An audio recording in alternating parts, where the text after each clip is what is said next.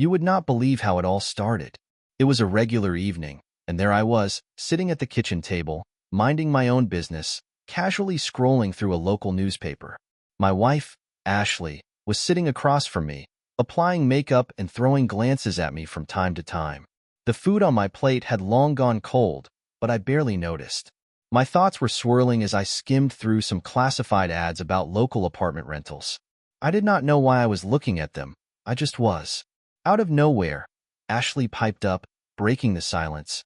"Brad, your dinner's getting cold. Could you please eat already? First, you're busy with the kids, and now you're buried in that paper. You get enough news from the internet. Do you really need more?" I could hear the irritation in her voice. My mind was elsewhere, though. She was right, but I needed the distraction. "What's that you're reading, anyway?" she asked. "It's just the local ads," I replied calmly. "People renting out apartments, some for long-term, others for short stays. A few hours, even." Ashley laughed, a light chuckle. "What do you need an apartment for?" I shrugged. "Not sure yet." She shot me a puzzled look. "You're acting strange, Brad. Look, my birthday's coming up. I was thinking we could have a few people over. Maybe Chris and his wife Emily, Jen and her new boyfriend. We'll keep it small." I didn't even look up. "No, I don't want any guests. I need some peace, Ash." She tilted her head, confused by my tone. "What do you mean, no guests? You've never been this way before. What's going on with you?" I folded the paper and looked her in the eye, feeling a cold wave wash over me. "Ashley, I don't want your guests in my house. Especially not your lover." Her makeup brush froze midair. "What did you just say?" "You heard me. I don't want to host your lover. Chris can go anywhere but here. I'm pretty sure Emily, his wife, is blissfully unaware of what's been going on." Ashley's face turned pale, her mouth opening slightly, but she quickly pulled herself together. "Brad, what the hell are you talking about? Chris? My lover? You've lost your mind. I've never—" But she was lying. I knew she was. I had seen enough. Chris and I had been friends since high school, and Ashley, well, she was the love of my life, the mother of my kids. Together, we had built a life that I thought was rock solid. Or at least, I had thought so. Yet now, the foundation of my world was cracking under the weight of betrayal. I had learned, not long ago, that Ashley had been seeing Chris at his cabin outside of town, the one his family uses even in winter, while his wife Emily stayed back in the city with their kids. And tonight? Oh, tonight, Ashley had the perfect cover story. "I'm going to the movies with Jen," she had told me earlier. "The show starts at 8, so I won't be back until late. You know how it is, Brad. Afterwards, I'll just crash at Jen's place. It'll be easier than coming home in the middle of the night." But that was a lie, too. She was not meeting Jen. She had a rendezvous planned with Chris at his cabin. Chris had fed his wife some story about a business trip, but the truth was, he was not going anywhere except to meet my wife. "I can't believe you're saying this," Ashley said, trying to regain her composure. "This is our house too, you know? I can invite anyone I want for my birthday. I don't need your permission, Brad. And besides, why on earth do you think Chris is my lover? That's insane." She did not know how much I had already figured out. The betrayal, the secrecy, the stolen moments between them. They thought they were being so careful. But I had been watching, quietly gathering evidence. I had always been a family man. Ashley and our kids were my world, my everything. All I wanted was to make sure they were happy. But now, everything was crumbling. I had discovered the truth about their affair at Chris's cabin. "Ashley, I'm asking you straight," I continued, trying to keep my voice steady. "Did you invite Chris into our bed, or did you keep it limited to his cabin?" She rolled her eyes, but I could see the panic bubbling underneath her cool exterior. "This is ridiculous. Stop it. You don't need to lie anymore. I already know you're not going to any movie tonight. You watched that film at work on your laptop last week, remember? You're going to Chris's cabin. But hey, don't worry. I'm not mad anymore. I've already dealt with the pain. Right now, my only concern is the kids." She tried to laugh it off. "You're seriously crazy. I haven't even seen Chris in months. Call Jen if you do not believe me." But she was panicking, and I could see it in her eyes. She knew I was right. Slowly, I reached into my jacket pocket and pulled out a small envelope. I tossed it on the table. Here are some pictures, I said, from the past couple of months. Take a good look, Ash. While you're coming up with more lies, think about how you'll explain this to me. Oh, and tell Chris it's best he avoids me from now on. Her face went ashen as she picked up the envelope with trembling hands. Inside were a few photos. Nothing scandalous, really. Just Ashley stepping out of Chris's car near his cabin or arriving there in a taxi. But the dates were all there, marking the times she claimed she was out with her friends. She stared at them, her fingers turning white as she gripped the edges. I could see her mind racing, trying to spin some new web of lies. But it was no use. And by the way, I added as I stood up, pushing my chair back, Jen isn't going to the movies with you. She's out of town with her boyfriend, visiting his family. I met him, nice guy. He wouldn't be too thrilled to know his fiancée is covering for your little adventures. So, what's your next move, Ash? For a few agonizing moments, she said nothing. Her breathing grew shallow, and I could see the weight of her guilt finally pressing down on her. Then, her voice came out, a whisper of defeat. Brad, I messed up. I thought I could be sneaky, thought I could get away with it. But I screwed up. I was stupid. I'm sorry. You don't deserve this. I'll stop, I swear. Chris and we're done. When did this all start? I asked, unable to stop myself. I needed to hear it from her. At Emily's birthday party, she confessed, her voice barely audible. About 6 months ago. So, you gifted his wife with your affair? I scoffed bitterly.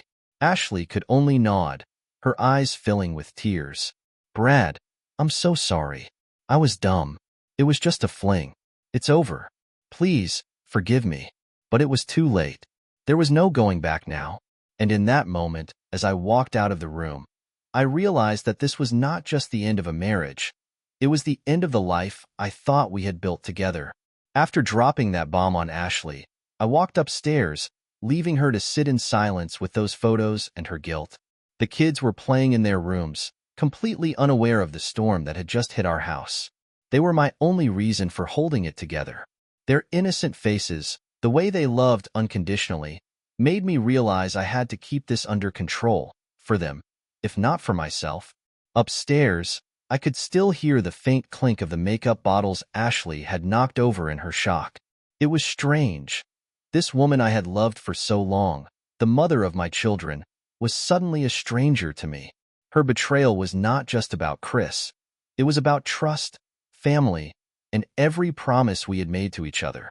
I entered the kids' room with a heavy heart, but as soon as I saw them, the weight on my shoulders seemed to lighten. Emma, my 6-year-old, was playing with her dolls while Tommy, who was 9, was focused on some new Lego creation. Hey, Dad. Tommy looked up, his face beaming with pride as he showed me the tower he had built. Look, it's taller than me now. That's awesome, buddy, I said, ruffling his hair, trying to muster a smile. Emma glanced up from her doll tea party and asked, Daddy, is Mommy coming with us to the movies tomorrow? That question hit me like a punch in the gut. I wanted to tell them the truth, that our lives were about to change in ways they could not yet understand. But I could not do it. Not yet.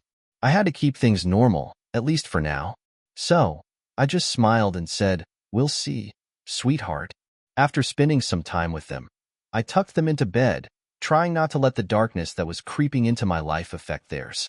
After all, they were just kids. They deserved better than this. As I kissed them goodnight, I could not shake the feeling that their lives were about to be ripped apart. Later that night, I went back downstairs. Ashley was sitting at the table, the photos now neatly stacked in front of her. Her makeup was smeared, her eyes red from crying, but there was no sympathy left in me. I had to know what the future looked like, what she wanted, what I was supposed to do next. So, what now? I asked, my voice flat, as I sat down across from her. She looked at me with tears streaming down her face. Brad, please. I made a huge mistake. It was stupid. Chris means nothing to me. I love you. I've always loved you. That is hard to believe after what you've been doing behind my back for months, I said, keeping my tone cold. What do you want, Ashley? You and Chris going to run off together? Or are you expecting us to pretend like none of this happened? She shook her head furiously. No, I do not want to be with him. I never did. It was just, I do not know, a distraction? I was feeling so. She stopped mid-sentence, realizing she was about to dig herself into an even deeper hole. Brad, it was just a stupid fling.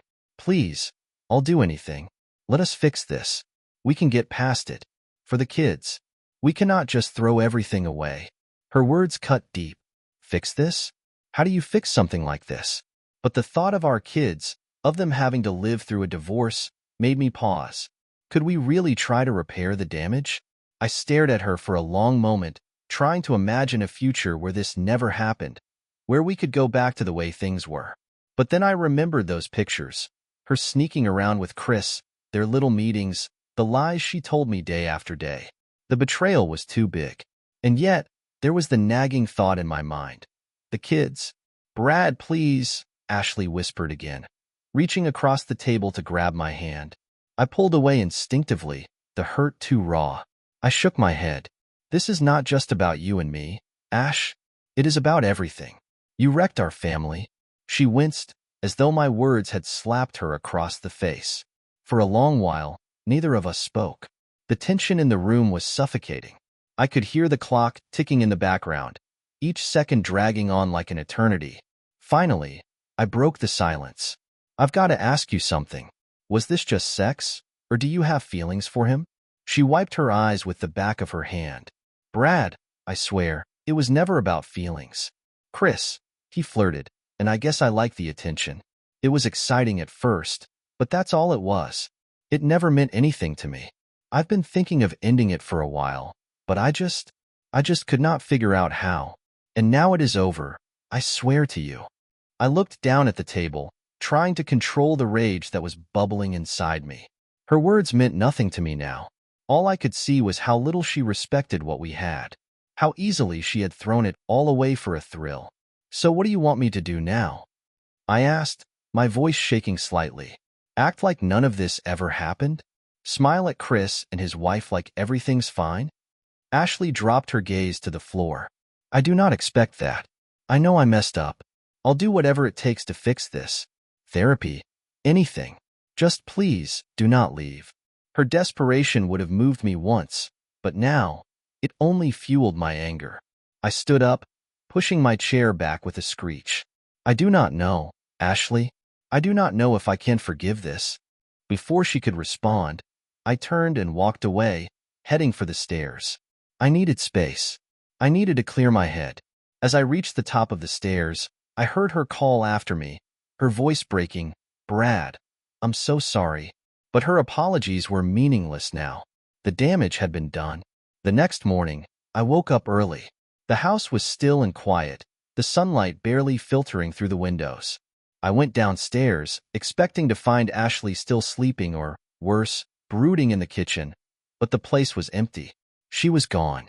For a moment, I felt a jolt of panic, thinking she might have left for good. But then I saw the note on the kitchen counter, scribbled in her handwriting. I'm with Jen. I'll be back by noon. We need to talk when I get back. Please, Brad, let us figure this out. I crumpled the note and tossed it into the trash. Talk? What was there left to say? I had already heard everything I needed to hear.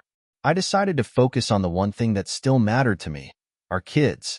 Emma and Tommy were still sleeping, so I took the opportunity to make them a big breakfast. Pancakes, bacon, and scrambled eggs, the works. I figured it was the least I could do after what they were about to go through. As I was flipping the last batch of pancakes, I heard little footsteps behind me. Daddy, are we having pancakes? Emma asked, her sleepy eyes lighting up when she saw the kitchen table full of food. Yup, pancakes for my favorite girl, I said, forcing a smile. Tommy wandered in behind her, still rubbing his eyes. Where's Mom? He asked, glancing around. She's out with Jen. She'll be back soon, I answered, keeping my voice light. We sat down together and ate breakfast like nothing was wrong. For a brief moment, everything felt normal. But I knew it was just the calm before the storm. By noon, Ashley had returned, and as promised, we sat down to talk. But this time, it was different. I had made my decision. Ash, I started, feeling the weight of my words before they even left my mouth. I've thought about everything you said. I've thought about the kids, about us. And I can't do it. I can't just pretend like nothing happened. You broke my trust. You broke our family. Tears welled up in her eyes, but I continued. I'll be here for the kids, always. But for us, I think it's over. Her breath hitched, and she covered her mouth with her hand, sobbing softly. Brad, please. But I shook my head. It's too late, Ashley. You should have thought about that before. And with that, I stood up and left her sitting there, broken, as I began to plan my next move, because this was far from over. The following days felt like a whirlwind, with everything happening at breakneck speed. Ashley kept trying to apologize, but her words fell flat every time. Every night, I found myself retreating to the guest room, shutting the door on whatever remnants of our marriage she tried to revive. I could hear her pacing around the house at night, the weight of her guilt sinking in. But to me, her guilt felt like a stranger, a distant echo of what we had lost. The kids, bless their innocent hearts, still had no clue what was happening. I kept the routine as normal as possible for them, even as the tension between Ashley and me became palpable. They would ask when we were all going to go to the movies, or why I was not coming home for dinner with Mom. I told them I was just busy with work, and Ashley backed me up, too afraid to tell them the truth yet. One evening, though, things took a turn I was not expecting. It was a Friday, and I had just gotten home from work. The kids were playing outside, and I found Ashley in the kitchen, staring into space. She barely looked up when I walked in, which was fine by me. The less interaction, the better. But something was different this time. Her face was pale, and she was gripping her phone tightly in her hand. She looked up at me, and for a split second, I thought I saw fear in her eyes. Brad, she started, her voice shaky. We need to talk. It's about Chris. I froze. What now? She hesitated, then held out her phone. Chris just called me. He wants to come over to talk. I could feel the anger bubbling up inside me. Are you serious? After everything, he thinks he can just walk into my house and talk? She shook her head quickly. No, he says he wants to clear the air. I don't think it's a good idea, but he's freaking out, Brad. He says he's scared. Scared of what? I asked, trying to keep my voice from shaking. Ashley looked down, biting her lip. He said Emily found out. The words hung in the air like a bad smell. My mind raced. Emily, Chris's wife, had found out? I had no idea how, but the thought of her knowing about the affair made me feel sick. Emily had always been kind, warm-hearted. She didn't deserve this. She had no idea what had been happening right under her nose. I didn't tell her, Brad. I swear, Ashley said, as if reading my mind. I think she figured it out herself. He's a mess. He said she kicked him out. I laughed bitterly, shaking my head. So, she kicked him out, and now he's crawling back here to try and patch things up with you? Or maybe he thinks he can get me to forgive him. Ashley winced at the edge in my voice. I told him not to come, but he's desperate, Brad. He sounded scared. Scared. Chris, scared. The idea seemed laughable at first, but then I remembered. Chris had always been the smooth talker, the one who could charm his way out of anything. Except this time, he was in too deep, and now he was scrambling, realizing just how much he had to lose. Brad, please, Ashley begged, her voice trembling. I don't want him here either, but maybe if we just talk to him, we can get him to go away for good. I clenched my jaw, my fists tightening by my sides. You know what, Ash? Fine. Let him come. I'd love to hear what he has to say. The words came out colder than I had intended, but I meant every single one of them. If Chris thought he could weasel his way out of this with some half-assed apology, he was dead wrong. He had crossed the line, and there was no coming back from that. About an hour later, the doorbell rang. The kids were already in bed, so I walked to the door, my heart pounding in my chest. Ashley stood a few steps behind me, her arms wrapped around herself as if she were bracing for impact. I opened the door, and there he was. Chris, my best friend, or at least, the man who used to be. But now, standing there on my front porch, he looked nothing like the confident, charming guy I had grown up with. He looked haggard, his face pale and drawn, his eyes red-rimmed from what I could only assume was a long night of tears and panic. "Brad," he started, his voice cracking, "I'm sorry, man. I messed up. I know I don't deserve." I held up a hand to stop him. "Save it, Chris. Get inside." He hesitated for a moment, then stepped inside, avoiding my gaze as he walked past me into the living room. Ashley stayed near the kitchen, hovering in the background as though she was afraid to get too close. Chris sat down on the edge of the couch, his hands shaking slightly. I stayed standing, looming over him like an executioner waiting to deliver the final blow. I did not offer him a drink. I did not offer him a seat. I did not offer him anything but my anger. "So," I said slowly, crossing my arms, "Emily kicked you out?" He nodded, swallowing hard. "Yeah, she found out. I do not know how, but she knows everything." "Everything?" I asked, raising an eyebrow. "Does she know about the cabin? About how long this has been going on?" Chris rubbed his face with both hands, looking like he wanted to disappear. "Yeah, she figured it out. I guess I wasn't as careful as I thought. His voice broke off, and he took a shaky breath. "She's taking the kids and staying with her parents for a while. She said she's done with me." My jaw clenched. "Good for her. You deserve it." He flinched at my words but did not argue. "Brad, I know I messed up. I've screwed up the best thing in my life. Emily, the kids, I don't even know if they'll ever forgive me. But I just need to know if we can fix this. You and me." I laughed, a cold, humorless sound. "Fix this? You think we can just fix this? After what you did?" Chris looked up at me, desperation etched across his face. "Brad, I know you have every right to hate me. I hate myself. But you've got to believe me. This wasn't supposed to happen. It wasn't supposed to go this far." "Well, guess what, Chris?" I snapped, my voice rising. "It did. And now, there's no going back." He winced as if I had physically hit him. "Brad, please. You were my best friend. I made a mistake. A huge mistake. But if there's any way we can move past this..." I cut him off, stepping closer. "Move past this? You expect me to just forget about the fact that you've been sleeping with my wife? That you've been lying to me for months? What kind of world do you live in, Chris?" He looked down, his shoulders slumping in defeat. "I don't expect you to forget, Brad. I just want a chance to make things right. Make things right." I spat, shaking my head in disbelief. "You've destroyed everything.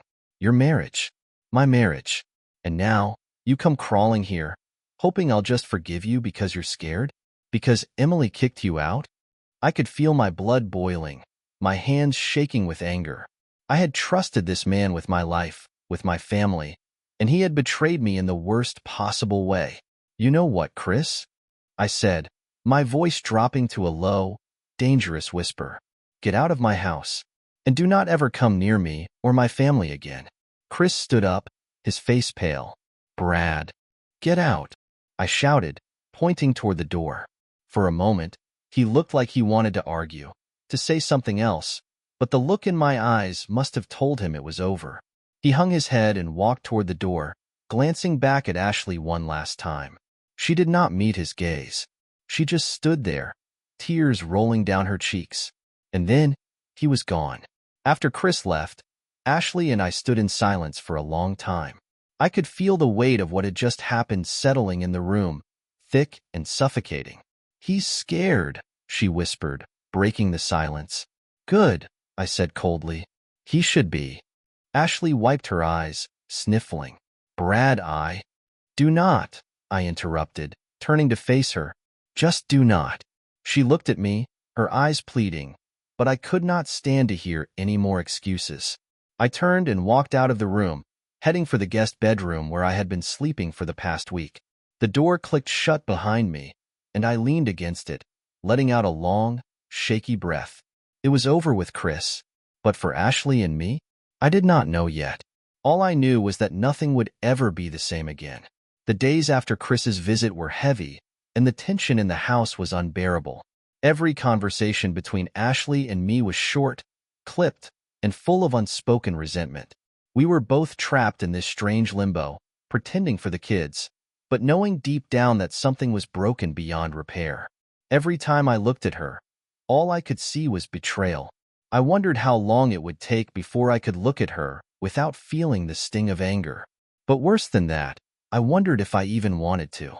It was Tuesday night when I finally reached my breaking point. I was sitting at the dining table, staring at the stack of bills and paperwork I had been trying to focus on for the past hour. Ashley was in the kitchen, nervously pacing back and forth, pretending to clean up but really just working herself up to say something. I could feel the storm coming, like the crackling of electricity before a thunderclap. Finally, she spoke. "Brad," she said quietly, not looking at me. "We need to figure out what we're doing here. We can't keep living like this." I sighed, rubbing my temples. "I know." She took a deep breath, gathering her courage, and then turned to face me. "I meant what I said, Brad. I'll do anything to make this right. We can go to therapy. We can try to rebuild trust, whatever it takes. But I need to know if you're willing to even try." I stayed silent for a moment, weighing my words carefully. I knew this was a defining moment. Whatever I said next would set the course for what was to come. "You want to go to therapy?" I asked, finally meeting her gaze. "You think talking to some stranger is going to fix this?" "It's a start," she said, stepping closer. "Brad, I don't want to lose you. I don't want to lose what we have." "What we have?" I echoed bitterly. "What do we even have anymore, Ashley? Because from where I'm sitting, it looks like we've got nothing but lies and broken promises." Her face crumpled, and I could see the tears welling up again. But I was not moved. I was too tired, too worn out from all the emotions I had been carrying for weeks. "I know I destroyed your trust," she whispered, her voice cracking. "But we've built so much together. We have 2 beautiful kids. We have a life that's worth saving, Brad." I wanted to yell, to tell her that she had no right to talk about saving anything when she was the one who tore it apart. But instead, I just sighed and leaned back in my chair, staring at the ceiling. "I don't know if I can forgive you, Ash. I really don't." She stepped closer, her voice desperate. "But can you at least try? For the kids?" Those last 3 words hit me harder than I expected. For the kids. Of course, I had been thinking about them nonstop. Emma and Tommy were the reason I had not already packed my bags and left. But could I really stay in a marriage just for them? "I'm not going to pretend like things are okay just for the kids," I said slowly. "That's not fair to them, and it's not fair to us." "Brad, please," she begged, sitting down across from me. "I'll do anything. I'll cut all contact with Chris, "Of course, you'll cut all contact with him," I snapped, feeling my anger flare up again. "That's not even a question. I don't ever want to hear his name in this house again." She nodded quickly, as if she had expected that. "You won't. I swear." I stared at her for a long moment, my mind spinning with everything I wanted to say. I wanted to ask her why she had done this, why she had thrown away everything we had worked so hard to build. But I knew the answer would not satisfy me. There was no answer that could undo what had been done. "I'll think about it," I finally said, my voice flat. "But I'm not making any promises." Relief washed over her face, but I could not share it. I was still drowning in anger, in the feeling of betrayal that I could not shake no matter how hard I tried. The next day, I decided I needed some time away from the house. I called up one of my oldest friends, Mark, someone I had known long before Chris came into the picture. Mark was solid. A guy who would never betray you, who would never even think about crossing the lines that Chris had so easily leaped over. We met up at a local bar, the kind of place where the lights were dim and the noise from the TVs playing sports drowned out the awkward silence that usually came with catching up after a long time. Mark took one look at me and knew something was wrong. "You look like hell, man," he said as I slid into the booth across from him. "I feel like it," I muttered, rubbing my hands over my face. He waved over the waitress, ordered us both a couple of beers, and then leaned back in his seat, watching me carefully. "All right, spill. What's going on?" I hesitated for a moment, then blurted out the truth. "Ashley cheated on me." Mark's eyes widened in shock.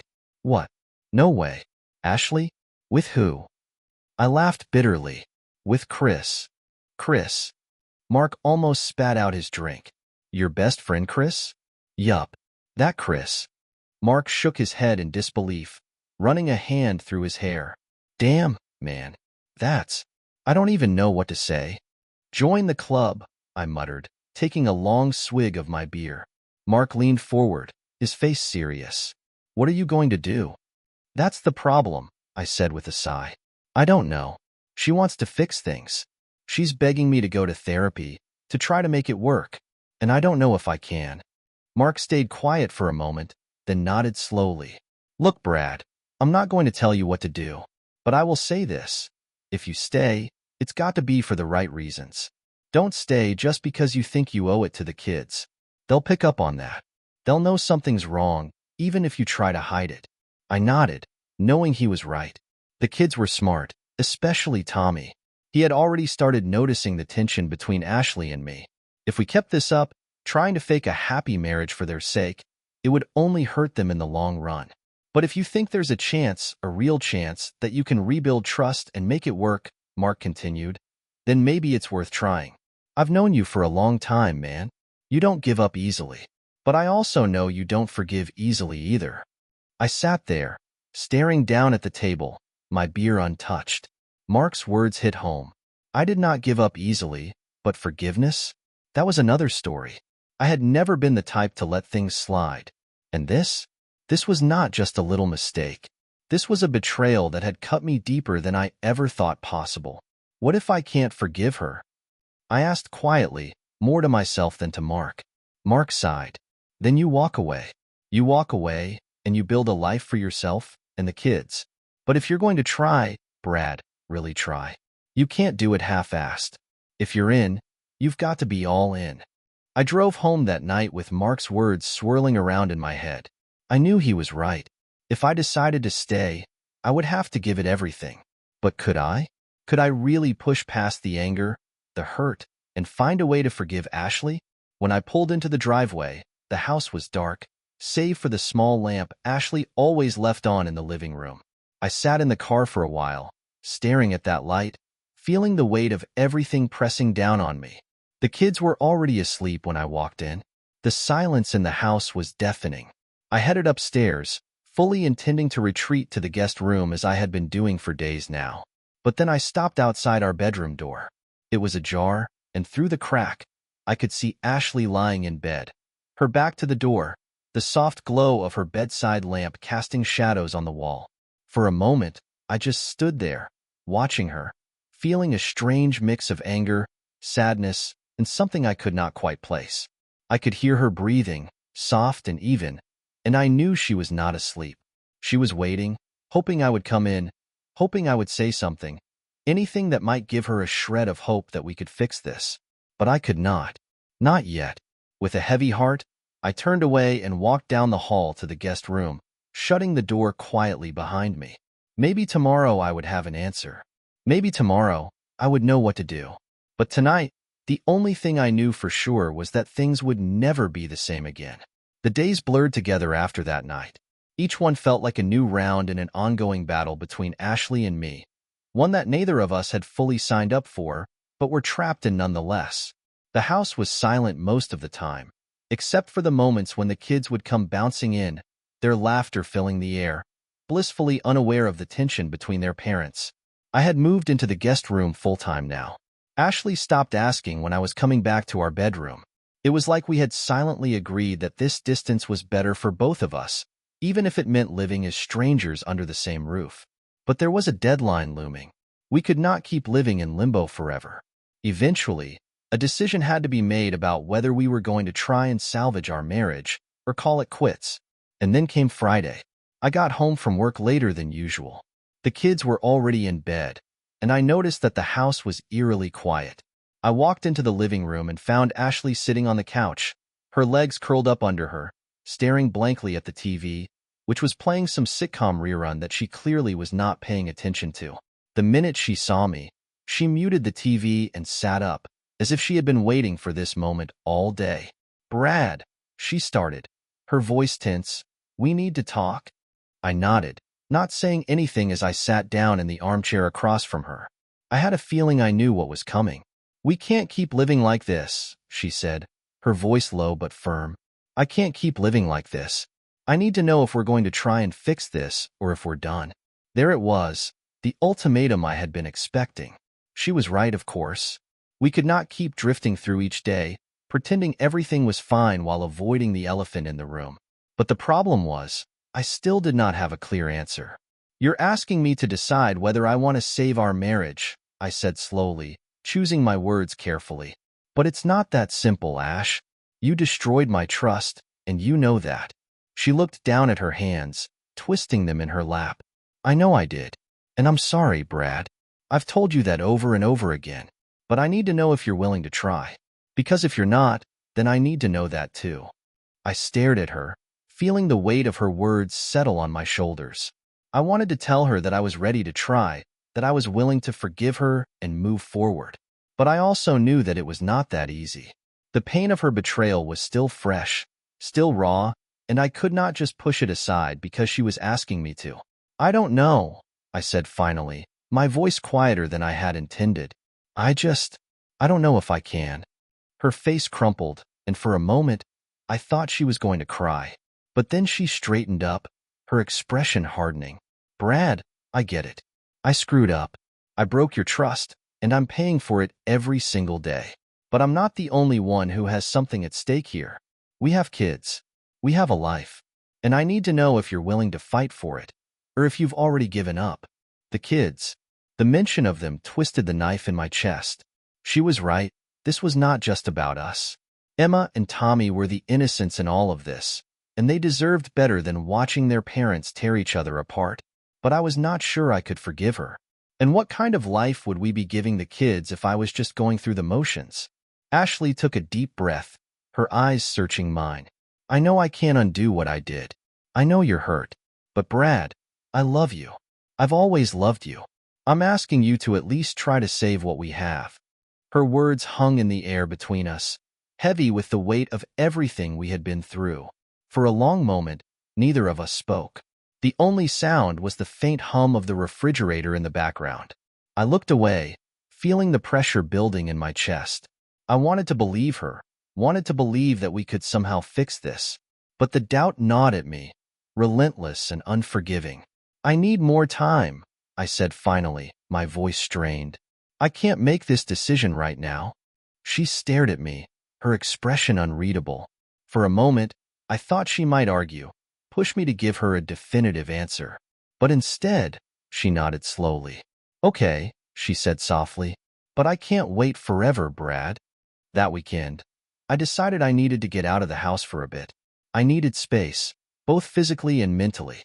I told Ashley I was taking the kids to the skating rink, hoping that a few hours of fresh air and laughter would clear my head. It was a crisp Saturday morning, and the local rink was buzzing with families and kids eager to enjoy the cold, sunny day. Emma and Tommy were thrilled. They loved skating, and I figured it would be good for all of us to do something fun and normal for a change. As we laced up our skates, I could see the excitement in their eyes, and for a brief moment, I forgot about everything else. I focused on them, on their laughter, their smiles, and their pure joy as they glided across the ice. But even in the middle of all that, my mind kept wandering back to Ashley's ultimatum. What was I supposed to do? Was I really willing to stay and try to rebuild everything we had lost? Or was it time to walk away? After about an hour, we took a break and sat down on the benches by the rink. Tommy was chattering excitedly about some new trick he wanted to try, while Emma was busy with a hot chocolate, her cheeks flushed from the cold. I smiled at them, feeling a strange mix of love and guilt. They were my world, and the thought of breaking up our family made my stomach turn. But staying just for them? Was that really the right thing to do? Dad? Tommy's voice broke through my thoughts. Yeah, buddy? I asked, looking over at him. Are you and Mom still mad at each other? The question hit me like a punch to the gut. I had tried so hard to keep things normal for the kids, to shield them from the tension between Ashley and me. But Tommy was sharp. He had always been able to pick up on things that other kids might miss. I hesitated, unsure of how to answer. Well, Mom and we've had some things to talk about lately, but we're both trying to figure things out. Tommy frowned, looking down at his skates. Are you going to get divorced? The words hung in the air, heavy and ominous. I could see Emma's eyes widen as she looked up at me, her hot chocolate forgotten. I took a deep breath, trying to keep my voice steady. I don't know, Tommy. I really don't. But I promise you, no matter what happens, we'll always be here for you and Emma. That's never going to change. Tommy nodded slowly, but I could see the worry in his eyes. It was the same worry that had been gnawing at me for weeks. When we got back home later that afternoon, Ashley was waiting for us in the living room. I could see the tension in her posture as she stood up, as if she were bracing herself for whatever was coming next. I sent the kids upstairs to play, and then turned to face her. I knew this conversation was inevitable. Ash, I started, my voice low. I've been thinking a lot about what you said. She looked at me, her eyes full of hope and fear. And I sighed, running a hand through my hair. I'm still not sure what the right answer is. But I do know this. We can't keep living like this, stuck in limbo. It's not fair to anyone, least of all the kids. She nodded, her face tense. So what do you want to do? I paused, feeling the weight of the decision pressing down on me. I'm willing to go to therapy. I'm willing to try to figure this out. But Ash, I'm not making any promises. This isn't something that's going to be fixed overnight. The relief that flooded her face was palpable. She took a step closer, her voice trembling. Thank you, Brad. That's all I'm asking for. Just a chance. That night, as I lay in the guest room once again, I thought about everything that had led us to this point. The lies, the betrayal, the anger, but also the love we had shared once and the life we had built together. I was not sure if we could fix it. I was not even sure if I wanted to. But for now, I was willing to try. And maybe, just maybe, that was enough. The following Monday marked the beginning of a new chapter. I had agreed to go to therapy, but in all honesty, I had no idea what to expect. It felt like I was walking into something unfamiliar and, frankly, uncomfortable.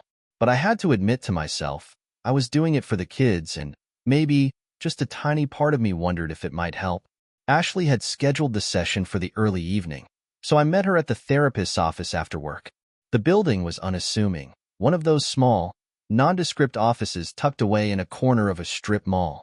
I parked the car and sat there for a moment, just staring at the entrance, questioning everything about what was going to happen. Was this even the right decision? Could a therapist really fix the mess we were in? With a sigh, I got out of the car and headed inside. The therapist's office was cozy, with warm lighting and soft chairs that looked like they were trying too hard to make people feel comfortable. The walls were lined with books and motivational posters that I tried my best to ignore. I walked in and found Ashley already seated, nervously fidgeting with her hands in her lap. She gave me a tentative smile, and I nodded, sitting down in the chair beside her. Dr. Lawson, a middle-aged woman with kind eyes and an air of calm that made me feel slightly less on edge, introduced herself. She did not waste much time before diving into why we were there. So, Dr. Lawson began, her voice gentle but firm, Ashley has shared some of the difficulties you both have been facing. I understand trust has been broken, and there's been a significant amount of hurt on both sides. Why don't we start with where you are right now, Brad? How are you feeling about everything? I leaned back in the chair, feeling the weight of her question. How was I feeling? Where could I even begin? I'm angry, I said bluntly. I'm hurt. I'm trying to figure out if this is even something that can be fixed, or if we're just wasting time. Ashley shifted uncomfortably beside me, but she stayed quiet, letting me speak. Dr. Lawson nodded, as if she had heard this 1,000 times before. That's completely understandable. What Ashley did has shaken the foundation of your relationship. What do you think it would take for you to feel like you could start rebuilding that trust? I rubbed my hands together, trying to gather my thoughts. I don't know, I admitted. I guess I'd have to see real change, real effort. But even then, I don't know if that's enough. Ashley finally spoke, her voice soft but steady. I'm trying, Brad. I really am. I know I can't undo what I've done, but I'm willing to do whatever it takes to prove to you that I'm serious about fixing this. Her words hung in the air, but I still wasn't sure I believed them. It was easy to say you wanted to fix things, but how could I be sure that she meant it? Dr. Lawson looked between us, sensing the tension. Brad, it's clear that rebuilding trust will take time. This isn't something that can be rushed. but I do think it's important for both of you to express what you need from each other in order to begin that process." I hesitated, unsure of how to put it into words.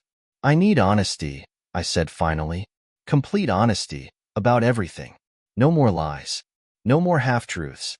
If we're going to try to make this work, I need to know that you're telling me the truth, even if it's hard to hear." Ashley nodded quickly, her eyes glassy with unshed tears. "I can do that," she said. "I know I've lied, Brad. I know I hurt you. But I promise, no more secrets." The session continued like that, Dr. Lawson guiding us through difficult questions and uncomfortable conversations. There were moments where I wanted to walk out, where it felt like the hurt was too deep, the betrayal too raw. But I stayed, mostly because I knew we needed to try for the kids. And, if I was being honest with myself, because a small part of me still wanted to believe there was a chance we could fix this. At the end of the session, Dr. Lawson gave us some homework, as she called it. She wanted us to spend more time talking openly at home, to focus on rebuilding communication. She emphasized that trust wouldn't come back overnight, but that it had to start with being vulnerable and honest with each other. As we left the office, Ashley looked over at me nervously. Do you want to grab something to eat? Maybe talk more?" I considered her offer for a moment. It was tempting to say no, to just go back to the safety of silence. But then I remembered Dr. Lawson's words about rebuilding communication, about being open, and I realized that if I wasn't willing to take even the smallest step forward, then there was no point in going to therapy at all. "Sure," I said, surprising both her and myself. "Let's grab dinner." We ended up at a quiet diner a few blocks away, the kind of place where the booths were worn from years of use, and the coffee was always refilled without you having to ask. We sat across from each other, and for the first time in what felt like forever, the tension between us wasn't quite as thick. "So," Ashley started awkwardly, stirring her cup of coffee, I want to thank you for coming to therapy. I know it's not easy, and I appreciate that you're giving this a chance." I nodded, sipping my own coffee. "It's not easy, but like I said, I'm not making any promises. I need time." "I know," she said quickly, her eyes searching mine. "I don't expect you to forgive me right away. I want you to know that I'm all in. I'll do whatever it takes to prove that to you." I looked at her, really looked at her, for the first time in weeks. She looked tired, like the weight of everything was finally catching up with her. And for a moment, I felt a flicker of something I hadn't felt in a long time. Sympathy. "I need more than words, Ash," I said quietly. "I need to see actions. I need to see that you're serious about this." "I know," she whispered, "and I'm working on it." We ate our dinner in relative silence after that, but it wasn't the uncomfortable silence we had grown accustomed to. It was something else. Maybe the start of something new, or maybe just a temporary ceasefire in the war that had been waging between us. Over the next few weeks, we continued going to therapy. Slowly, we started to peel back the layers of what had happened, how things had gotten to this point, how we had let our relationship slip through the cracks long before Chris came into the picture. It wasn't just about the affair anymore. It was about all the little things we had ignored for years. Ashley was doing her best to show me she was committed. She cut all ties with Chris, blocked his number, and even reached out to Emily to apologize for what had happened, though I wasn't sure how much that would help at this point. Emily hadn't responded, but at least it was a step in the right direction. Still, trust was a tricky thing. No matter how hard she tried, there were days when I found myself questioning everything. Every time she was late coming home from work, every time she picked up her phone to send a text, I felt that gnawing doubt in the pit of my stomach. It was exhausting, living with that constant suspicion, and it made me wonder if it was even possible to rebuild what had been broken. One night, after the kids had gone to bed, Ashley and I sat down in the living room, the TV muted as we both stared at it, lost in our own thoughts. "I've been thinking," I said finally, breaking the silence. Ashley looked over at me, her expression wary. "About what?" "About us," I said, feeling the weight of the words. "About whether we can actually fix this." She didn't say anything for a moment, just watched me carefully, waiting for me to continue. "I don't want to keep dragging this out," I admitted. "I don't want to waste time pretending we can fix something if it's already too broken." Her eyes filled with tears, but she didn't let them fall. Do you think it's too broken? I don't know, I said honestly, but I'm willing to keep trying. I just need to know that you are too. She nodded, her voice barely above a whisper. I am. I'll keep trying, Brad. I won't give up. That night, as I lay in bed, staring up at the ceiling, I realized that this was going to be the hardest thing I had ever done. Rebuilding trust wasn't going to be a straight line. There would be setbacks, moments where it felt impossible, but maybe, just maybe, we could find our way back to each other. Maybe we weren't as broken as I thought. As the weeks passed, I started to feel a shift. Things between Ashley and me were not perfect by any stretch of the imagination, but we were no longer tiptoeing around each other, waiting for the next argument or awkward silence to drop like a bomb. We had settled into a fragile kind of peace. I still slept in the guest room most nights, but sometimes we would sit together after the kids went to bed, talking, not about the affair, but about life, work, or the kids. It was almost normal, almost. Therapy continued, and slowly, we began to dig deeper into the issues that had led us to this point. Dr. Lawson pushed us to talk about things that were uncomfortable, things we had buried long before the affair even began. It was hard, and there were times I wanted to walk out of those sessions, but I stayed because I knew that if I did not, then everything really would fall apart. One of those hard moments came about a month into our therapy sessions. We were sitting in Dr. Lawson's office again, the room filled with the soft hum of the air conditioner and the ticking of a clock on the wall. It was Ashley's turn to talk, and she was struggling to get the words out. I think I've always been afraid of losing you, Brad, she said quietly, her voice shaky. Even before everything happened with Chris, I felt like you were slipping away from me, and I didn't know how to stop it. I stared at her, confused. What do you mean? I wasn't going anywhere. She shook her head, wiping at her eyes. I know you weren't, but it felt like you were.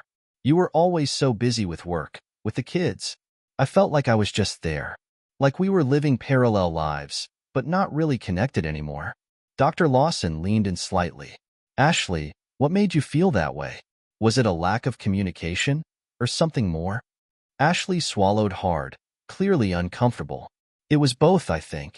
Brad stopped talking to me about things that mattered, and I didn't try to talk to him either. We just drifted. I felt like I wasn't important to him anymore. Her words stung, but I knew she was right. I had checked out long before the affair. It was not an excuse for what she did, but it was part of the problem. We had both let things slip. We had both stopped trying. I didn't realize you felt that way, I admitted, the guilt gnawing at me. I thought we were fine. I mean, we had rough patches, sure, but I didn't think you were that unhappy. I wasn't unhappy at first, she said softly, her voice barely above a whisper.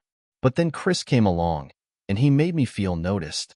He paid attention to me in a way that you hadn't in a long time. I clenched my jaw, trying to keep the anger from flaring up. I had heard this explanation before, but hearing it again still hurt. It felt like she was blaming me for pushing her into the arms of someone else. I'm not saying it was your fault, she added quickly, as if she could sense what I was thinking. It was my choice. I made a terrible choice, but I guess I just wanted you to understand why I did it. I do understand, I said quietly, even though it still felt like a knife twisting in my gut. But that doesn't make it easier to forgive. Dr. Lawson stepped in, her voice calm and measured. Forgiveness is a process, Brad. It's not something that happens overnight. But understanding why the affair happened is a key part of that process. It's not about blaming one person or the other. It's about recognizing where things broke down and how to prevent it from happening again. I nodded, but deep down, I wondered if I could ever truly forgive Ashley. I was trying. I was really trying. But there were still nights when I lay awake, wondering if I could ever look at her the same way again. After the session, we drove home in relative silence, the weight of the conversation hanging over us like a dark cloud. Once we were home and the kids were settled in bed, Ashley turned to me in the hallway, her expression serious. Do you think we're making progress? She asked, her voice hesitant. I sighed, leaning against the wall. I don't know. Some days, it feels like we're getting somewhere, and other days, it feels like we're just going in circles. She nodded, her eyes dropping to the floor. I feel that too.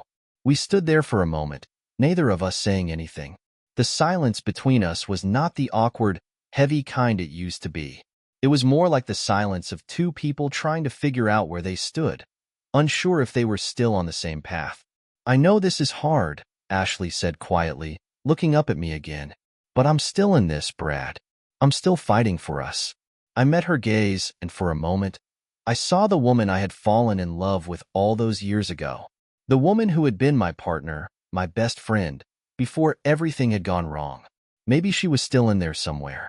Maybe we could find our way back to each other, one step at a time. I'm trying, I said finally, but I don't know how long it's going to take for me to feel normal again. I know, she whispered. I'll wait as long as it takes. As the weeks rolled by, things between us started to stabilize. The anger wasn't as sharp as it had been, and the resentment that had colored every interaction between us began to fade. I still slept in the guest room, but there were nights when we stayed up late talking, just like we used to. It felt strange, like we were slowly finding our way back to being partners, but not quite there yet. One Friday night, after the kids had gone to bed, we found ourselves sitting on the couch, a glass of wine in each of our hands. The conversation flowed easier than it had in months, and for the first time, I caught myself laughing at something she said, really laughing, not just pretending to find humor in the situation. It felt good, almost like a glimpse of the life we used to have. I miss this, Ashley said softly, setting her glass down on the coffee table. I miss us. I looked over at her, feeling a pang of nostalgia. Yeah, me too. There was a pause, and then she shifted closer to me on the couch. Do you think we'll get back to where we used to be? I hesitated, the truth heavy on my tongue. I don't know if we'll ever be the same, Ash. Too much has happened. But maybe we can build something new. Maybe something better. She nodded, her eyes glistening with emotion. I'd like that. That night, I didn't retreat to the guest room. I stayed in our bedroom for the first time in months. We didn't talk about it. We didn't make a big deal out of it. It just happened, naturally, like a small step forward. But even as I lay there beside her, listening to the quiet sounds of the night, I knew that this was just the beginning. We still had a long way to go, and the road ahead was uncertain. The next morning, the kids were surprised to see us both in the kitchen, cooking breakfast together like we used to. Emma beamed up at me, her little face lighting up with happiness. Daddy, are you and Mommy friends again? She asked innocently. I glanced at Ashley, who gave me a small, hopeful smile. We're working on it, sweetie, I said, ruffling her hair. We're working on it. And that was the truth. We were working on it. One step forward, one step back, but at least we were still trying. In the weeks that followed, things continued to shift. Slowly, but noticeably, the tension that had once filled the house began to lift. It was like coming out of a fog that had clouded everything for so long. We still had our rough moments. There were days when the memories of what had happened felt too close, too raw, but there were also days when it felt like we were finding our way back to something real. One evening, Ashley and I sat on the back porch, watching the kids play in the yard as the sun dipped below the horizon. The air was cool, but not too cold. One of those perfect early spring evenings when everything feels possible. For the first time in what felt like forever, I felt a sense of calm wash over me. You know, I said quietly, breaking the comfortable silence between us, I didn't think we'd get to this point. Ashley glanced over at me, her eyes soft. Neither did I, but I'm glad we did. It was a simple exchange, but it carried so much weight. A few months ago, I couldn't have imagined sitting here with her like this, sharing a quiet moment of peace. But now, it felt almost normal. I've been thinking, she said after a while, her voice hesitant, about us, about where we go from here. I looked over at her, waiting for her to continue. I know things aren't perfect, she said, choosing her words carefully, but I feel like we're making progress. And I was wondering, what do you think about moving back into our bedroom? Full-time, I mean. I hesitated. It wasn't that I didn't want to, I did. But I also knew that this wasn't something that could be rushed. We were still healing, still trying to figure out if we could rebuild the trust that had been shattered. I've been thinking about that too, I admitted, looking out at the kids as they chased each other around the yard. And I want to. I don't want to rush it. Ashley nodded, her expression understanding. I get it. I really do. I don't want to push you. I just thought, maybe it's time. I appreciated her honesty. It was something we had struggled with for so long, being open about how we were feeling without letting the hurt get in the way. But now, it felt like we were finally starting to communicate again. Really communicate. I'll move back in, I said after a moment, surprising myself with how certain I felt. I think it's time. Ashley smiled, a genuine smile that reached her eyes. Thank you, Brad. That means a lot. We sat there for a while longer, watching the kids, the air filled with the sound of their laughter. It was one of those moments that made everything we had been through feel worth it, even if we still had a long way to go. The next morning, I packed up the few things I had been keeping in the guest room and moved them back into our bedroom. It felt strange, almost like moving into a new place, even though it was the room I had shared with Ashley for years. But as I unpacked, I realized that this was the first real step toward moving forward. Ashley was supportive, but she didn't make a big deal out of it. She gave me space, understanding that this was something I had to do on my own terms, and that made all the difference. That night, as we lay in bed together, I felt an unexpected sense of peace. It wasn't perfect, and it wasn't easy, but it was progress. Therapy sessions became less about the affair and more about how we could move forward as a couple. Dr. Lawson helped us navigate the tricky terrain of rebuilding trust and communication, and though it was still hard at times, I could feel that we were making real strides. We talked more, not just about the day-to-day things like the kids or work, but about the future, what we wanted, how we could get there, and what we needed from each other to make it work. One evening, as we were sitting in one of our sessions, Dr. Lawson posed a question that made both of us pause. Do you feel like you're rebuilding something new? Or are you trying to get back to what you had before? It was an interesting question, and one that neither of us had really considered before. For so long, I had been focused on trying to repair the damage, to get back to the way things were. But maybe that wasn't the right approach. I think we're building something new, I said slowly, realizing the truth as I spoke. I don't think we can ever go back to the way things were. Too much has happened. But maybe that's not a bad thing. Ashley nodded, agreeing with me. I think you're right. We're not the same people we were before all of this. But that doesn't mean we can't build something better. Dr. Lawson smiled, clearly pleased with our realization. Exactly. The past will always be part of your story, but it doesn't have to define your future. You're in the process of creating a new foundation, one built on the lessons you've learned and the commitment you've made to each other. Her words stuck with me long after the session ended. Maybe we couldn't erase what had happened, but we could build something stronger, something more resilient. And maybe, just maybe, that was enough. As the months passed, life slowly returned to a new kind of normal. The kids were happier, sensing the shift in the house. There was less tension, fewer arguments, and more moments of real connection. We started doing things as a family again. Weekend trips, movie nights, and dinners where we actually talked instead of just going through the motions. It wasn't perfect. There were still moments when the past crept back in, when I found myself questioning whether I could truly trust Ashley again.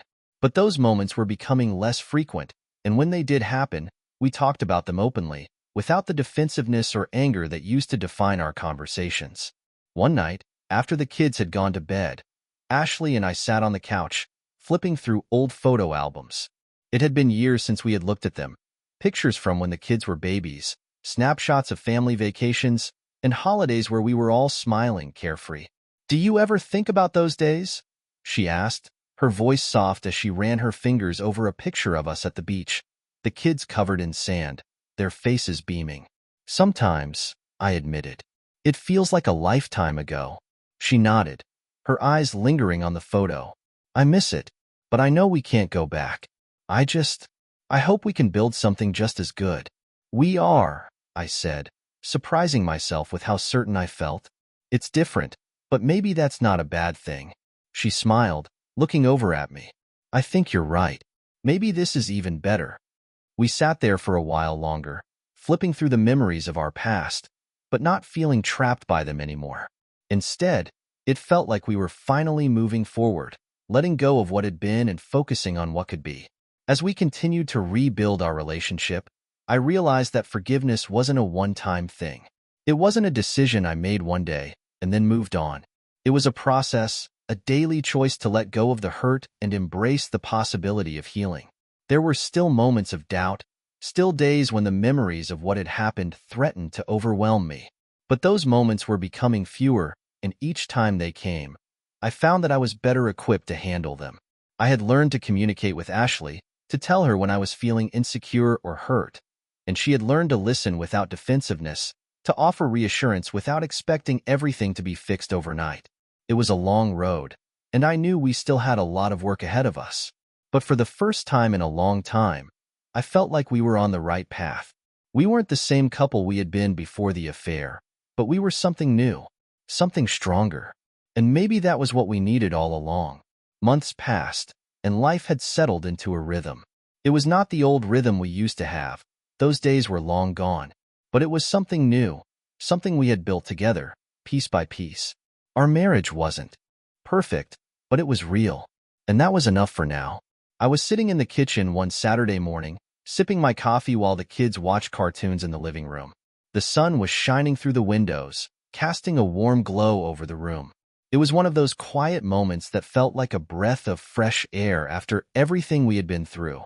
Ashley walked in, her hair still damp from the shower, and smiled at me. It was a small smile, but it carried so much more weight than it would have before. There was understanding in that smile, a shared sense that we had made it through the storm. "Good morning," she said softly, sitting down across from me. "Morning," I replied, feeling the warmth of the moment. We sat there for a few minutes in comfortable silence, the sounds of the kids' laughter drifting in from the other room. It was moments like this that reminded me of why we were still trying, why we had worked so hard to rebuild our relationship. There was something worth fighting for, something worth holding on to. "I've been thinking," Ashley said, her voice tentative, "about us, about everything we've been through. I know it hasn't been easy, and I know we're still working on things, but I want to say thank you." I raised an eyebrow, surprised. "Thank you? For what?" "For not giving up on me." "On us," she said, her voice sincere. "I know I hurt you. I know I broke your trust in a way that might never fully heal.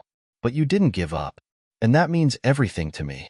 I looked at her, really looked at her, and saw the vulnerability in her eyes. For a long time, I hadn't been able to trust that look, to believe that she was truly sorry, that she truly wanted to fix things.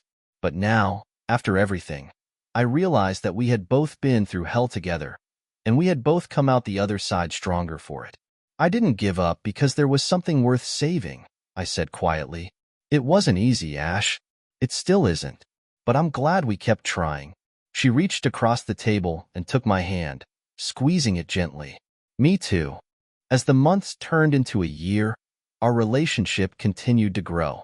Therapy had helped us not only rebuild trust, but also rediscover who we were as individuals and as a couple. We weren't the same people who had walked into that therapist's office all those months ago, broken and angry. We were different now, more honest, more vulnerable, and, strangely, more connected than we had been in years. The kids were thriving too. Emma had taken up piano lessons, and Tommy was excelling at soccer. They were happy, and that was all I could have asked for. They had been through so much, even if they didn't fully understand it, and seeing them smile every day reminded me of why I had fought so hard to keep our family together. One night, after the kids were in bed, Ashley and I sat on the back porch again, the cool breeze rustling the trees around us. The stars were out, and the quiet of the night was comforting. We had started making it a habit to spend time together like this, just the two of us, talking about anything and everything, or sometimes nothing at all. "I've been thinking about the future," Ashley said, her voice thoughtful. "What about it?" I asked, curious. "I think we've come a long way," she said, "but I don't want to get complacent.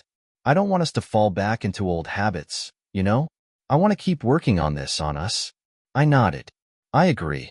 I don't ever want to go back to where we were before. We can't afford to."